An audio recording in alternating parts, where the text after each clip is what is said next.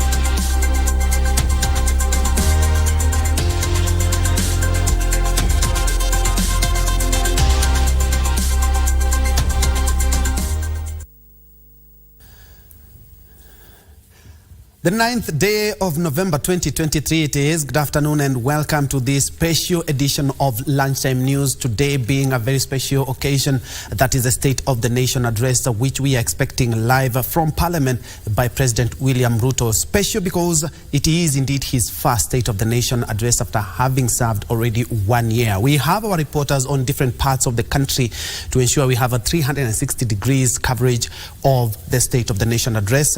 That said, let's first of all cross over to Parliament building, where my colleague JJ Kyori has been keeping tabs with the leaders there who have already shown up waiting for the president in regards to the State of the Nation address. Let's cross over to Parliament.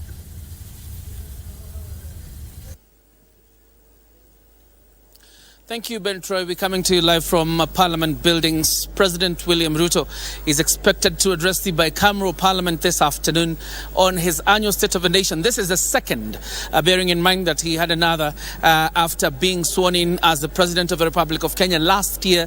That is the year 2022. This will be his second State of the Nation address, and there's so much to speak about. And obviously, the expectations amongst Kenyans are high. And I'm joined by Regina, my colleague, who will be having, a kind of tete-a-tete and a conversation around what the president is expected to speak about. But Regina, you'll remember that the campaign promise of President William Ruto is anchored on better, the bottom-up economic transformation agenda and the plan. And obviously, you would expect him to touch on that as he makes his address this afternoon. Actually, he has no choice. Given the report that was given recently by KNBS, it shows where the consumer price index is at. We are having fast-moving consumer goods increasing by an average of 20%. Then also we will have the fuel issue, which VAT was increased by a cool 100% to 16%. This has had an overall effect on the cost of production, cost of transport, as well as the cost of just living. And that's a conversation that even from the other leaders that we've had, had a privilege to have a conversation with in regard to their expectations. This is something that the president has to address, and he has to address it now before it goes further. And as he addresses that amidst, complaints of the high cost of living that Kenyans continue to shoulder, the weight of the high cost of living that Kenyans continue to shoulder. And just last night, that Gazette notice, I think, appeared to complicate matters even more. And you would probably also expect that the president at some point will give an assurance that things are not about to get even harder in the coming months. Well, looking at what economists have said about the current leadership, looking at Kenya wanting to be self-sustaining, and government does not have its own money. Government generates monies or revenue actually from revenues and our taxes. So it's bound to get worse before it gets better. But I liked what Mheshimiwa said.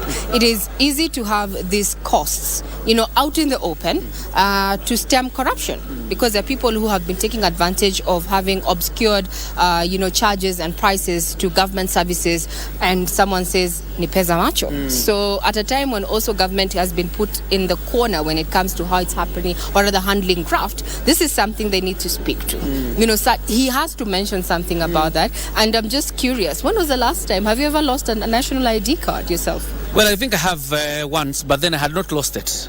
Just after I had applied, I discovered that I never lost the ID. So I think the replacement is lying somewhere in a chief's camp, because I still have my ID. But like you say, and it's some of the things that some of the people we have interviewed this afternoon have spoken about, the president needs to come out clearly and honestly to tell the nation, where are we at this point? Because much of what we see and the noise around it is around the issue of additional taxes. We are overtaxing ourselves. But then there appears like there has been no clarity on the part of the executive. Like, this is where we are going, this is the direction we are moving, this is how things are so far, and this is what we need to do before it gets better. Will it be 2 years? Will it be 1 year? Will it be 3 years? Will it be 10? And that's the big question. How long should we tighten our belts? Yeah. That's the question. Then there's also another issue that was brought up by those we interviewed earlier. The question of him being a symbol of national unity. We have seen him over the last 14 months try and bring warring factions politically together, and also we have seen him even hold cabinet meetings outside the normal norms, like, and also also devolved national functions, trying to bring people together. However, there are those who feel that whenever we start talking about how we are sharing our appointments and such, it's a step in the wrong direction. So I'm also sure he's going to speak towards national unity.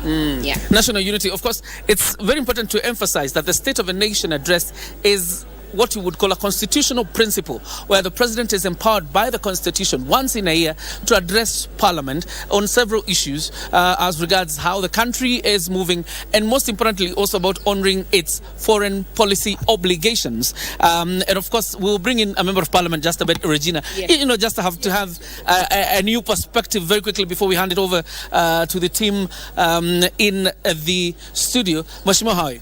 Fine, sir. You can begin by introducing yourself to us. I'm Honorable Ibrahim Abdisanay, MP for Wajir North.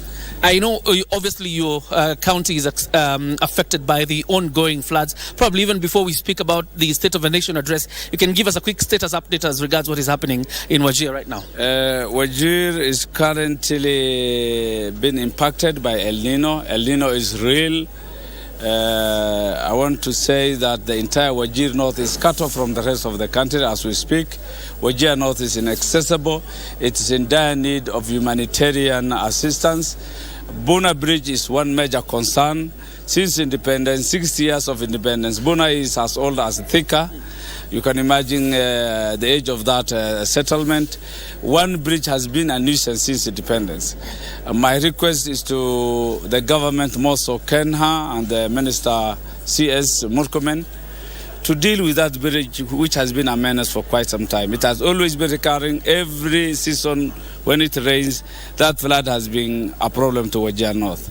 And all the roads in Wajir North, Bidei, Kenha, Kera, all are in a deplorable state. So my request is to ask the government, yes, we don't blame them for El Nino, but what have we done before? And what shall we do after El Nino? That is of concern. All right. Your expectation of the president's address today, what do you expect the president to touch on this afternoon? To be honest, I am a loyal member of the president. But nevertheless, I should say the truth. On the ground, things are not right. Kenyans are asking serious questions on the cost of living. The cost of living. I expect the President, His Excellency the President, to address himself on the cost of living. We can no longer wish it away or pass it to the backside. It is something that is seriously biting Kenyans, and being a political government, being his political foot soldier, mine is to appeal to him to deal with matters of cost of living. And let me just give an example. He has been the Minister for Agriculture, so conversant with food security. We have zero-rated tax on tractors. But what do tractors do on the farms without the other things, the accessories? Farm implements are vatable. If a plow is vatable, a harrow is vatable. This is a government we expect. They should tax on other aspects of life, but they should seriously subsidize on food security. From tractors, farm implements, I can't blame the government on the cost of fuel. But if we are to be food secure, if we are to take food on the table of most of the Kenyans, we must seriously subsidize the agriculture sector. From seeds, imagine seeds are so expensive. A kilo of planting seeds can go to up to 250 a kg. So how shall we be food secure? How do we bring the cost of living down? I think that is impossible. Fertilizer must be given free. Seeds must be free. Tractors have been zero-rated in terms of tax. That's a commendable move. But we must move further. All the farm implements, the plows, the harrows, all these things we must remove VAT on them and taxes, so that we can at least subsidize farming and we can be food secure. That is my view. So without dilly-dallying, my request and my expectations of his address today, nothing can be good without addressing the cost of living. Absolutely. That is a serious issue. If I would be saying anything else, that will be cheating my president. My loyalty will be questionable. If I am to remain loyal, His Excellency the President should address himself to the cost of living. Absolutely. We can no longer escape. Member of Parliament from Njue constituency also talking about. I'm also joined by the Vice Chair of the Defense, Intelligence and Foreign Relations Committee. Very quickly, Mheshimiwa, also you are a loyal member of the President, but what are your expectations this afternoon? Thank you. I'm also a loyal member of Kenyans, yes, for that matter. This actually now is the set of the Union Address. Yes. The last time was 1 year ago. And I hope that the President will speak to the hearts and minds of Kenyans. As we speak now, what is in the mind of every Kenyan is about the cost of living. It has skyrocketed. And we hope that the President will actually speak to this issue on how to address this matter as a government. I know the other stakeholders, the private sector and so forth and so forth. But as a government, he needs to speak to this matter and address it so that Kenyans can have hope in this government. You see the Kenya shillings and the dollar. I mean, the dollar is now almost 160. That means the purchasing power using the Kenya shilling is very low. So even if you increase salaries of individuals or allowances, it doesn't matter because the dollar rate is still very high. So we also want to hear the fiscal management on matters of the Kenya shillings and the dollar, on how that thing is addressed. So it is my hope and belief that the President will actually address this matter, which is actually at the core of every Kenyan. We represent Kenyans. Even though we are part and parcel of supporting the Kenya Kwanza Alliance, but we are representatives of the people of the constituencies who are actually Kenyans. So the first thing that we're supposed to speak for are the constituencies. So sometimes there could be a tiff between what the government wants and what the constituency wants. Sometimes we say what the constituency wants is dear for us, because these are the people who have elected us. They have given us a message. The message they give us is that the cost of living is unbearable, and that he needs to address. Other aspect that I hope that he needs to address is the ongoing flooding issues, which is actually El Nino. It's actually extreme in parts of northern Kenya, parts of Mandera County where I come from, parts of my constituency, and I think this needs to be addressed as well. My neighboring constituency, which is Mandera South, Elwak, the whole town is actually submerged. Right now, as we speak, some of the families are relocating to my constituency to be sheltered in Ramo, which is my headquarters. And all that is because of we never emphasized that El Nino is coming. We are not prepared for it. Now that it has happened, we want the government to move as fast as possible to help the people affected by flooding. That is the basic thing that actually we need to address right now. Other issues, of course, there are global issues, international issues. Those are foreign issues, no problem. But what matters to Kenyans is their stomach, the flooding issues is what now we need to address. Of course, I'm being a member of the Defense and Foreign Relations Committee. The issues which are global. Yesterday we passed and approved the 27 nominees for ambassadors, high commissioners, and so forth. And we have all approved them. Certainly they are supposed to project Kenya's foreign policy to help the government and to help the president project the image of Kenya. And of course, we have issues to deal with foreign policy. And that is what we also probably will also address what is happening in Hamas between Palestine and Israel, the police going to Haiti. Those are international issues. So I think that also affects so much our lives here, because we are sending 1,000 police officers to a different country. We're supposed to have a position between Palestine and Israel. Of course, this is an EU position. The EU position is that is a two-state two-state solution. But right now what is happening in that place is that we don't know who is a terrorist now. Hamas, Israel says is a terrorist. The Palestine people say Israel is not a terrorist. I mean, what Israel is doing is state terrorism, if you ask me. And I don't hide from that fact. So I think that's also something international. At some point, of course, Kenya's position and Kenya's image needs to be protected as well. Absolutely. Thank you very much. Thank you very much, Mheshimiwa Bashir, the Vice Chair of the Defense Foreign Relations Committee in the National Assembly. Generally, you have a feeling that across the board, there is a bipartisan approach to the cost of living, that whether you support the government, Kenya Kwanza, or the opposition, there is a general consensus that the president must, as a matter of priority, address the issue of the cost of living. Let me throw you to Abdiaziz Hashim, who is on the other side of this very parliament, and probably to get to have a feel of what the citizens are saying as they await the arrival of His Excellency the President. Abdiaziz.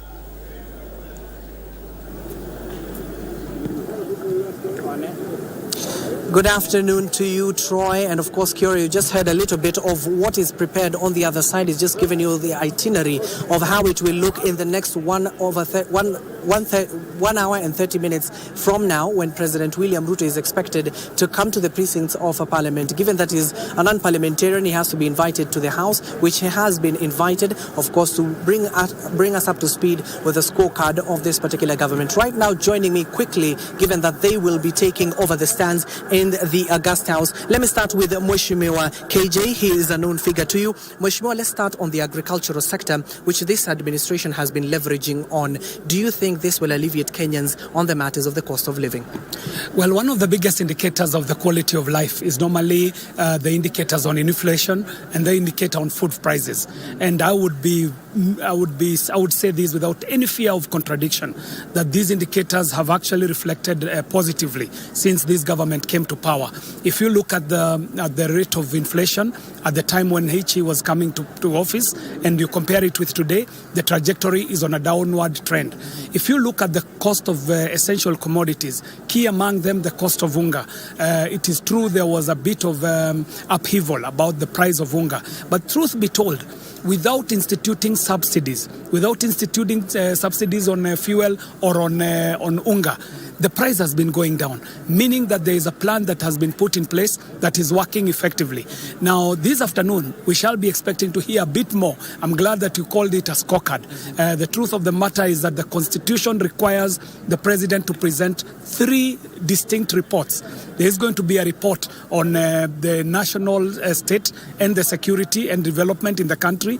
There is going to be a second report on Kenya's relationships and sitting with the international league, with the international in the international fraternity, our relationship with the international entities, and there's going to be a third report on our aspirations and values as Kenyans. These are the 3 reports that are expected to be given, and I know on agriculture, the president shall speak about the very effective strategies that have been put in place. One, to make sure that they subsidize production, not consumption. We saw what the efforts on giving proper, because also the quality of fertilizer matters. Proper fertilizer to the right farmers in the right quantity at the right price, and the effect it has had on the harvest that we are waiting. So to your point, yes, there has been a lot of upheaval on the cost of living. It is a global issue. You've got to understand the national sentiment. Things are difficult, but yes, they are indicators towards the right direction. Mheshimiwa, I beg you to stand right there. I'd like to, finally, before I leave, to say a big congratulations to the national broadcaster. We who are the community on communication, information and innovation are working around the clock to make sure that we get KBC back to where it belongs as the state broadcaster, the voice of reason, and the one source of truth, because there's a lot of fake news out there. Okay. All the best, KBC. Thank you so much. Don't go, Mheshimiwa. We will be conversing in just a few. But let me talk to Senator Wamatinga, who also comes from a county that is literally the food basket of this particular country. In the agricultural sector, given that you're a senator, has the government done enough?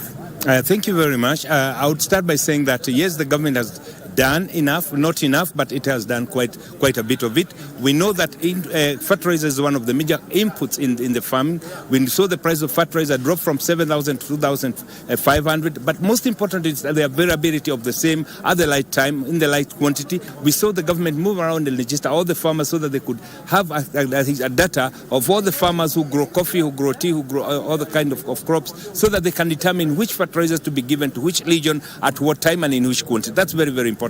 Equally, we've seen that the government has encouraged us through the committees in the Parliament to come up with reforms. We have multiple bills before the House, some of them in second reading, some of them in the first reading, whereby we have come with reforms in coffee sector, in tea factor, in milk factor, in macadamia, avocado, in edible oil, and most importantly, in regulation of food and feeds, so that we can make Kenya more competitive in the global market. These are some of the things that the government has been able to achieve.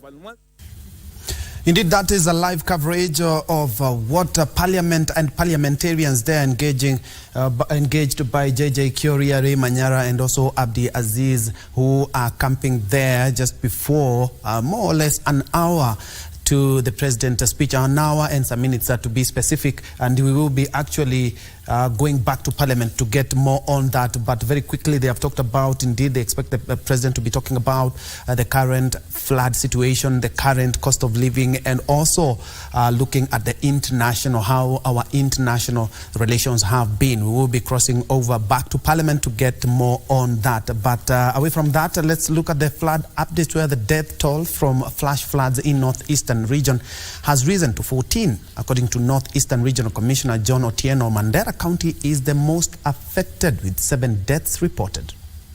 The government continues to implore Kenyans to move to higher grounds and keep off from areas affected by flash floods.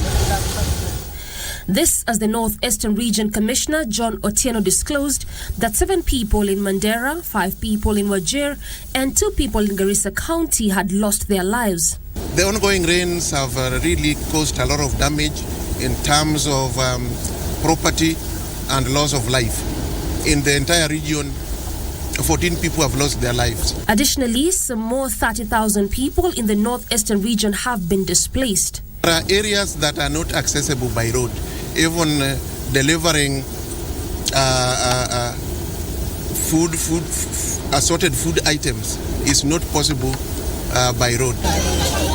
In Tana River County, residents displaced by flash floods currently residing at Madongo campsite are pleading for humanitarian aid. Tungeomba county government yetu wametuma watu special program wameingia hapa. Tungeomba tafadhali wakiondoka hapa kesho, hata kama ni kilo moja mchele ingia hapa. According to Rehema Bahir, the campsite chair lady, the affected families lost most of their property and are facing a myriad of challenges, among them lack of access to clean water. Kwa mama na watoto wanateseka sana.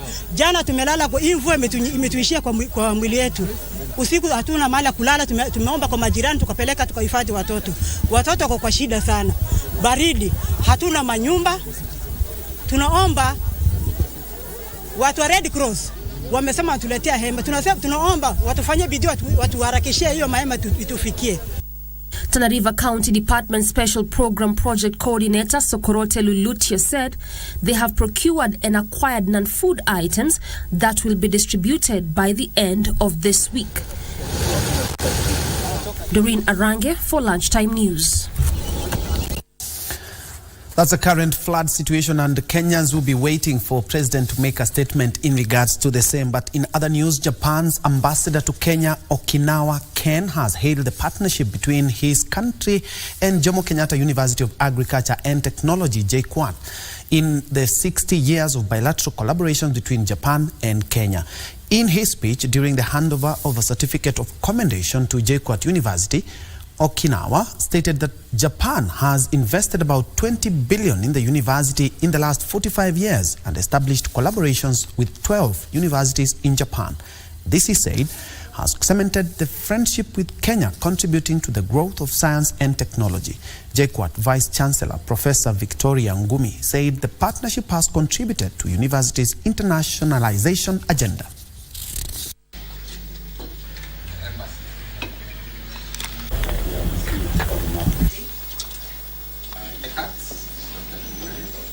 Good morning.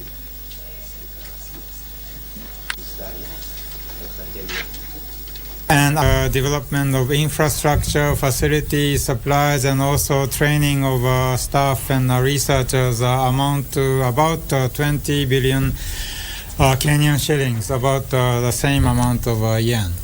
But it is not the amount that is important. It is the level of education and the level of the researchers and of the people at JKUAT, which is contributing to the development of this country and also the other countries in the region, which is the most important asset that I think we have been continuing to build in cooperation with you. The collaboration with Japan over the years has significantly contributed to JKUAT's internationalization agenda. Through our partnership, we have opened up opportunities for our students, faculty, and researchers to engage with their counterparts from around the world, gaining invaluable exposure to diverse cultures, perspectives, and cutting-edge research. This internationalization has not only broadened the horizons of our academic community, but has also enriched the quality of education and research in JKUAT.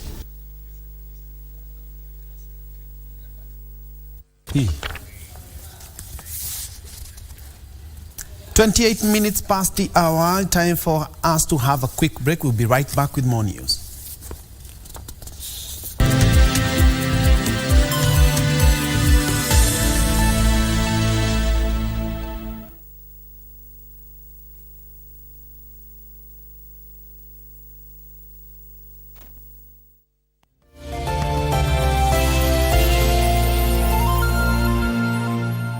Have you ever wondered how these roads are built, how they are kept safe and efficient for everyone to use? Uncover the story behind Kenya's road infrastructure and the impact of the Fuel Levy Fund. Watch the Kenya Roads Board Fuel Levy Fund documentary this Thursday, the 9th of November at 6:45 p.m. on KBC Channel 1 to learn more about efficient road network for a prosperous Kenya. Kenya Roads Board, your fuel levy at work.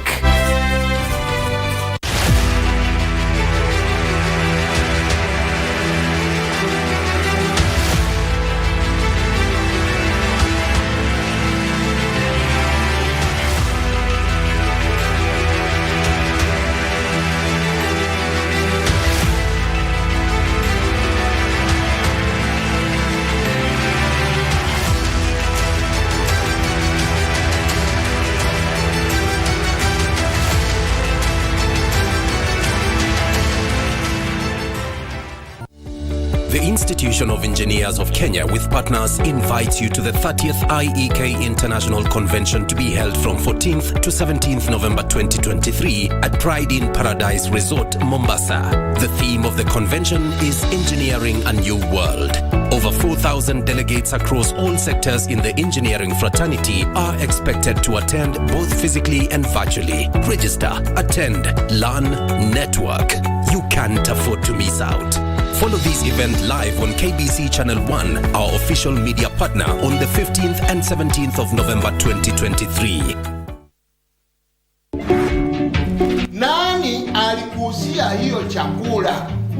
Wewe. Evidence iko wapi? Imefaa koti ama na t-shirt ndani ama inakuanga na mnakani? Marabu si nile ndegere timbifi.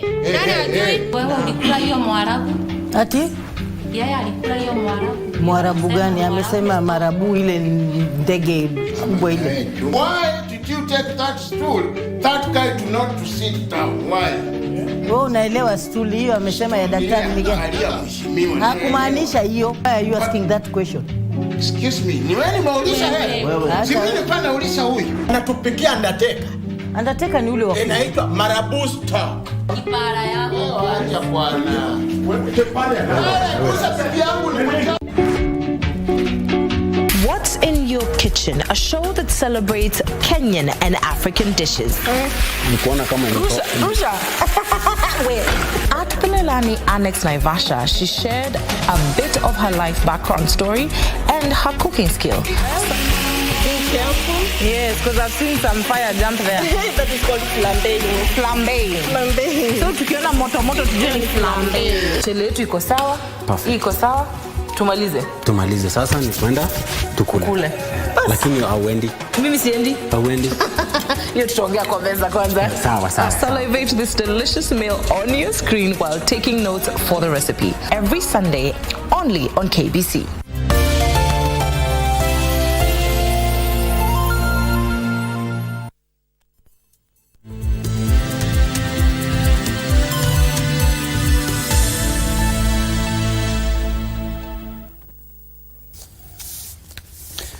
Welcome back and many thanks for keeping us company. A section of Nairobi MCAs drawn from the UDA party have warned Party Secretary General Cleophas Malala against meddling in Nairobi county matters. Led by Deputy Minority Whip Joyce Muthoni, UDA nominated MCA, they have now called on the disciplinary committee to summon Malala and bar him from fomenting altercations, both verbal and on his social media handles. Its own internal dispute resolution mechanism, and that is where we will start. Yes. We are going to file our evidence there. We are not going to allow leaders to disrespect our special elect members. Yes. And we are here to start with them. We are not going to allow anybody to address any leader as a prostitute. There is no prostitute in this assembly. And we are telling them to keep off and for them to watch this space. Tumekuwa tukitukanwa na viongozi wengine wa hapa Nairobi. Na sisi tunataka sasa kuleta hii mambo kwa wazi.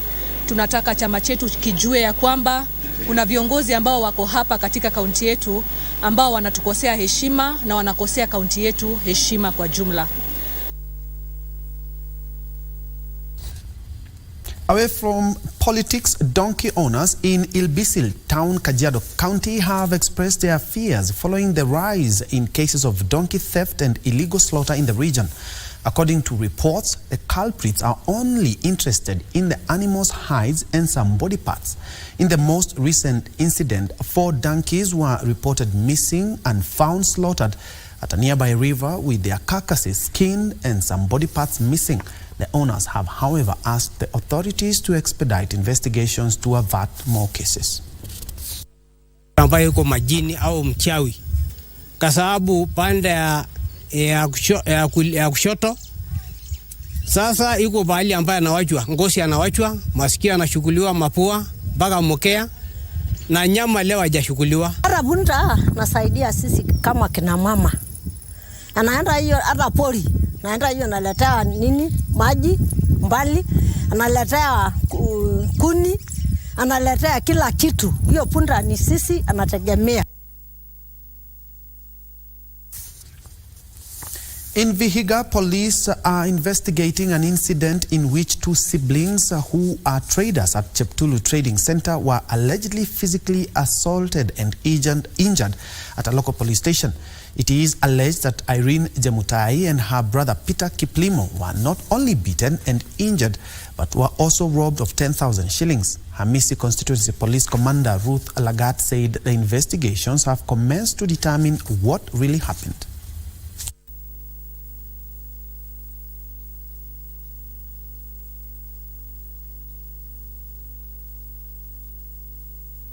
Fika kwa police station, masimu haziko. So nikashangaa, my children are not there, my phones are not there. Wakaanza kuniharas, mama lete simu. Tulikuambia ukuje na simu, unatembea hapa bila simu. So kutafuta simu yenyewe sijui hata waliachia, na nani wao wenyewe tena walichukua hiyo masimu kwa duka. Wakachukua simu yangu ya M-Pesa, wakachukua simu yangu ya kazi. My sister ameshikwa, kwa nini ndio napigwa? Paka naumizwa, macho inaona halfway. Kichwa na kanyakwa, tumbo. I'm not a criminal. I'm just inquiring ni nini imeendelea to my sister. Na tulipopokea ulalamishi tuliweza kuandikisha, na kwa sasa hivi uchunguzi imeanza. Itakapokamilika hatua itachukuliwa kulingana na hiyo uchunguzi.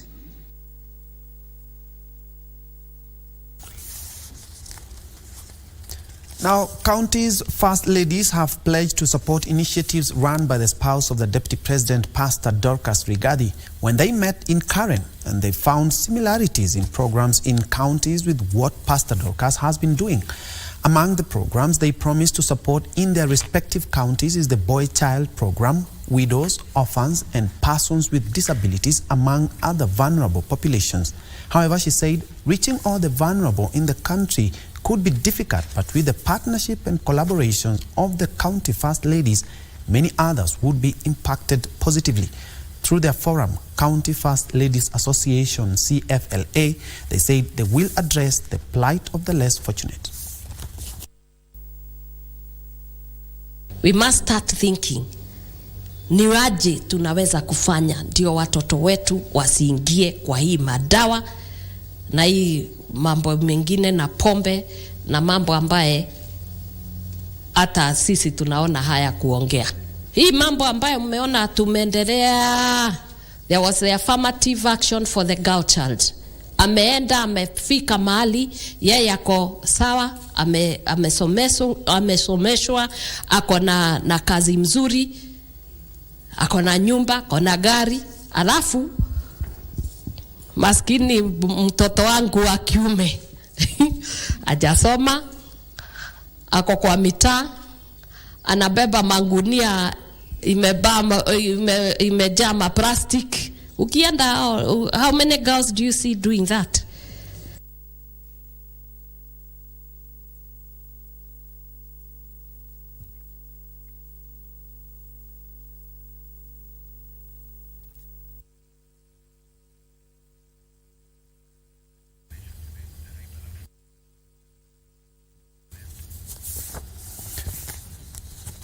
And from Karen, as you can see on your screen, is just preparations there. That's the Kenya Army Band that is also going to be mounting a reception for the head of state. And as you can see, it's just the last minute, just polishing up on that. He is expected to first of all inspect a guard of honor mounted by the Kenya Defence Forces before he makes his way to Parliament. Just the final touches there. Of course, we will be getting back to that as soon as we are done with this bulletin. In other news, over 3,600 internally displaced people in Kianjogu, Jericho refugee camp in Laikipia County are pleading with the national government to resettle them following the heavy downpour experienced in the area. The rains have forced the IDPs to spend sleepless nights in the cold as their shelters, which are made of polythene, fail to withstand the intensity of the downpour. The IDP's coordinator, James Maura, said that there was a piece of land given by the late President Mwai Kibaki's government to resettle them that is yet to be subdivided.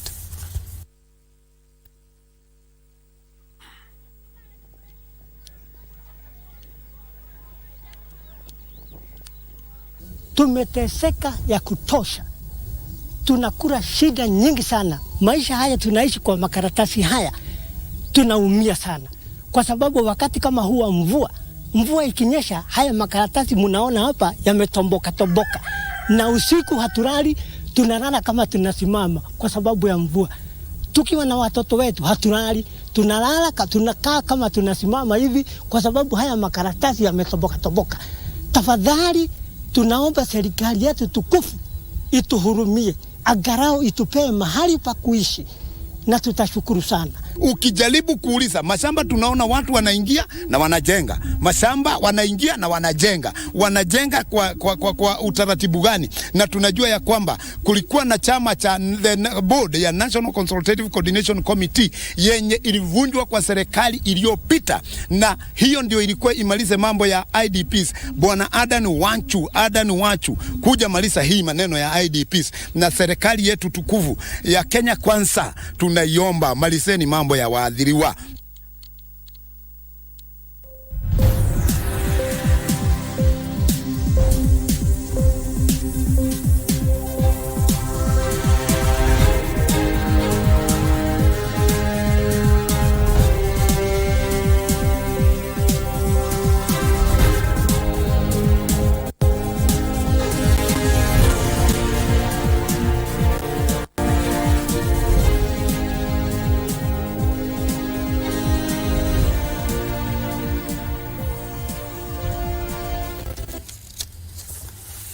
Well, time to make sense of shillings and cents in business. The King's Boma Estate Affordable Housing Project in Ruiru, Kiambu County is 30% complete after its groundbreaking in January this year.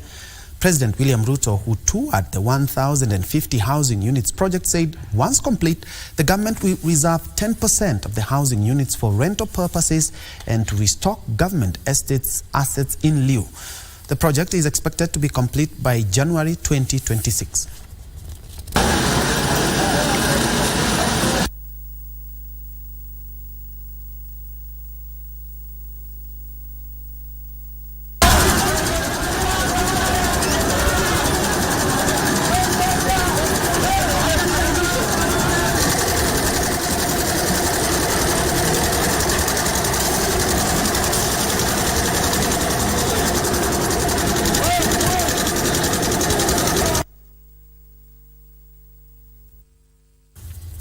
In other news, employers who fail to remit member deductions will have their assets auctioned off if Parliament adopts the Cooperative Bill 2023. Cooperatives Cabinet Secretary Simon Chelugui said Cabinet has approved the bill that will give the Commissioner for Cooperatives sweeping powers to enforce remittances compliance, with the bill also proposing estates of officials engaging in SACCO fraud attached to recover efforts. Cooperatives are seeking 3.5 billion shillings in members' deductions that have not been remitted by a number of entities, both in public and private sectors. Defaulters have only managed to pay 500 million shillings from the accrued 4 billion shillings that is owed by SACCOs. In a bid to enforce remittance of members' deductions, Cabinet has approved the cooperative bill that will give the Commissioner for Cooperatives powers to attach assets of defaulters in cases of non-remittance.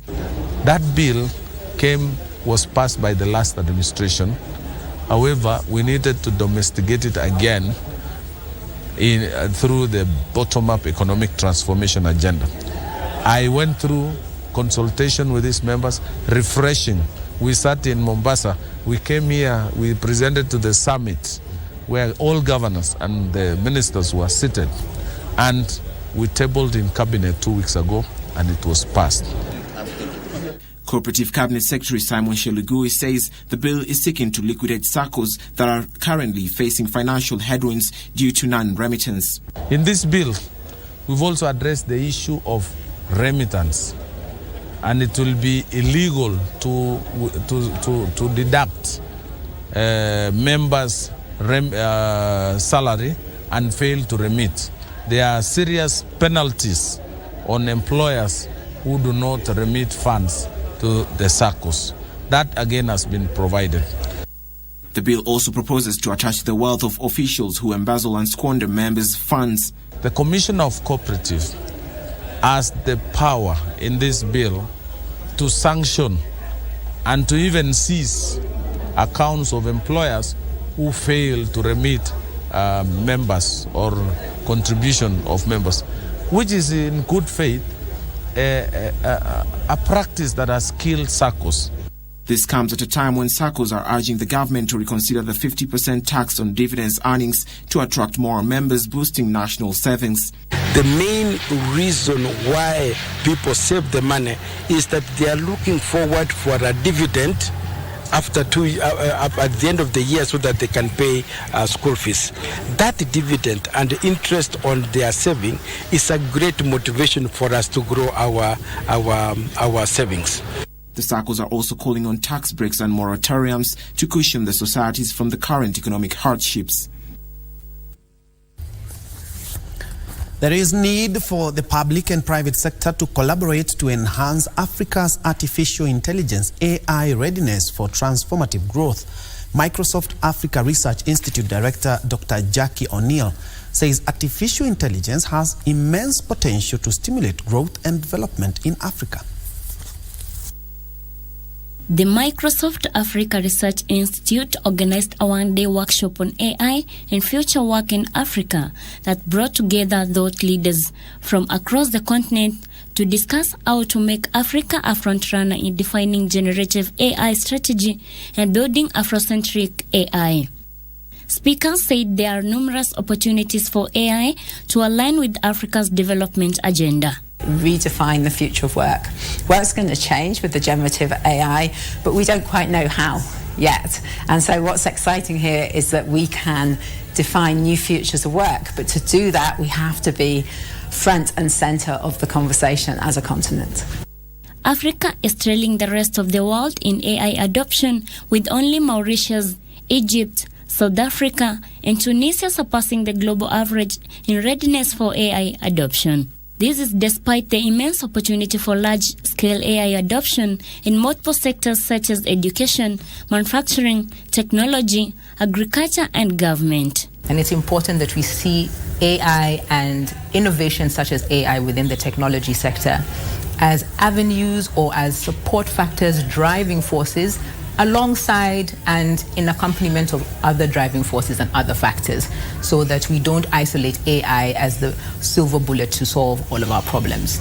The assembly, which explored the adoption of AI in Africa while preserving the unique communal contexts, brought together technology, academia, youth, public and private sector representatives from across Africa. Edna Murungi for Lunchtime News. Elsewhere, Safaricom saw its consolidated profit for its Kenyan and Ethiopian operations during the first 6 months reduced 10% to 27.2 billion shillings on account of higher depreciation and finance cost. For the Kenyan operations, Safaricom says its profit rose 13.6% to 40.6 billion shillings, driven by higher service revenue, mainly powered by double-digit M-Pesa revenue growth. To the financial results announcements for Safaricom PLC. We navigated through economic headwinds, including high inflation, rising energy cost, weakening Kenya shilling, and also high interest rates. This, of course, impacted our financial performance. M-Pesa revenue achieved an exceptional 16.5% year-on-year growth. This growth was delivered by a few key factors. Starting with personal payments, this category basically includes transfers and withdrawals and makes up almost 65% of M-Pesa revenue, grew by 13.5% year-on-year. Business-related payments such as paying bills, purchases from merchants increased significantly by 40.2%. Our group service revenue recorded a very impressive double digit at 10%. This was driven by a strong Kenya service revenue, which grew 8.5% year-on-year, and Ethiopia commercial momentum getting it to 10%. Ethiopia commercial momentum based on customer acquisition and M-Pesa switch-on. This confirms what we've been saying, that Ethiopia from now on will start being accretive to the group results. We've hit double-digit growth for both Kenya's business earning before interest and taxes and net income, which closed on 14.9% and 10.9% respectively. Our group net income, excluding minority interest, grew 2.1% to 34.2 billion Kenya shillings, which is encouraging.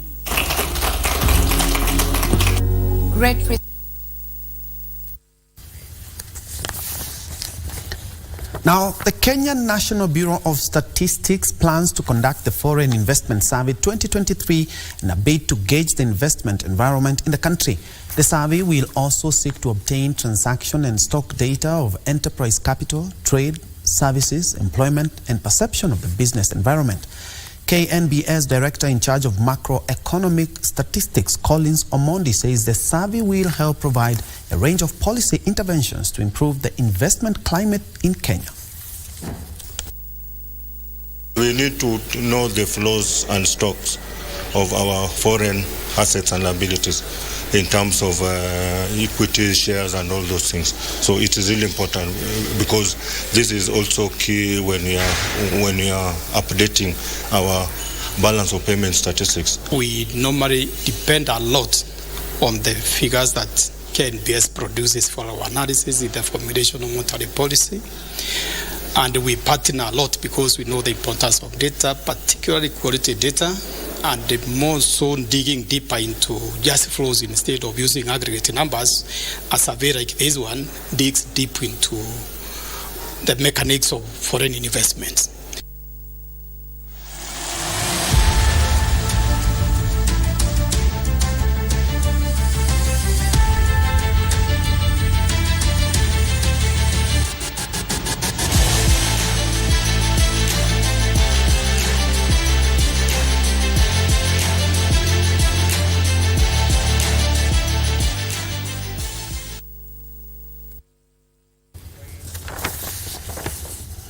Time to play. The national women's under-20 team Rising Starlets head coach Beldine Odemba has named a 23-team squad that travelled today for Yaoundé, Cameroon for their first leg of the third round of the FIFA Under-20 Women's World Cup qualifier match set for Saturday.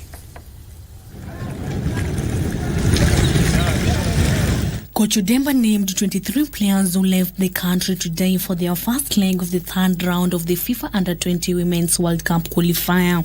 With an eye on the fourth round, the Rising Starlets are determined to overcome their Cameroonian counterparts. The team qualified for the third round after thrashing Angola 10-1 in the previous round.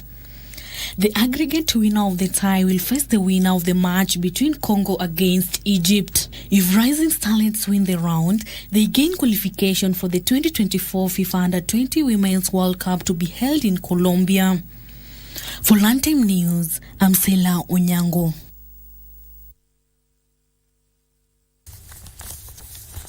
Elsewhere, Sports Principal Secretary Peter Toom has reaffirmed Kenya's readiness to host the 2027 Africa Cup of Nations alongside Uganda and Tanzania.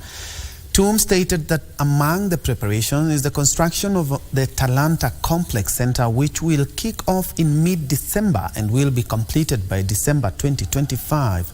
He also added that the reconstruction of other stadiums will commence immediately and will be in line with the FIFA and CAF standards.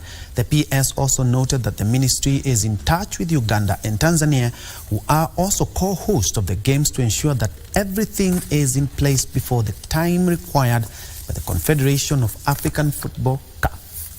We are looking at monetizing talent.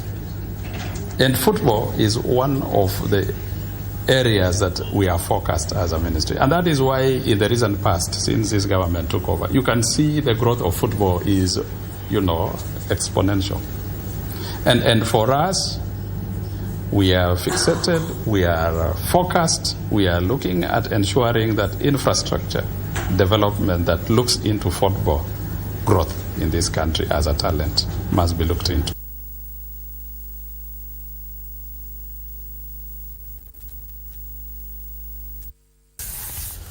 Further afield, Manchester United's faltering season suffered yet another significant blow as Marcus Rashford's red card contributed to a dramatic qualification-damaging Champions League defeat by FC Copenhagen.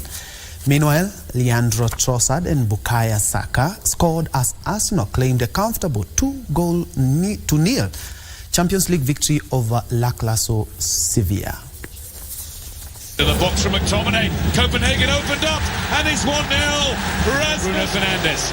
Manchester United's hopes for qualifying for the round of 16 of the Champions League suffered a hit after a 4-3 loss to FC Copenhagen. Fat lifts it in. And it's a goal. It's Larea who scored. Oscarson didn't get it. Rudy Bauti does. 4-3 Copenhagen. Meanwhile, Leandro Trossard and Bukayo Saka scored as Arsenal claimed a comfortable 2-0 Champions League victory over lackluster.